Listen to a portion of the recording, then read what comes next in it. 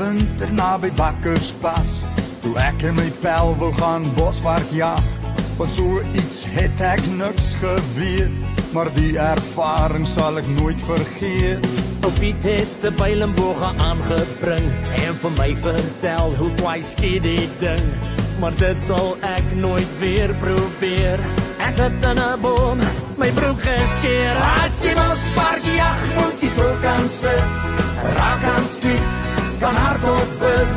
As hy weer jou in 'n hoek vaskeer, dan sê ek nee, tot ziens meneer. As hy nader kom en soos 'n maarvark skree, moet jy rein kan sny, moet jy alles gee. Ja, bosvark jag, moet jy stil kan sit, raak kan skiet, kan hardop bid. En het ek geweet, nooit vir my vertel, 'n bosvarkie is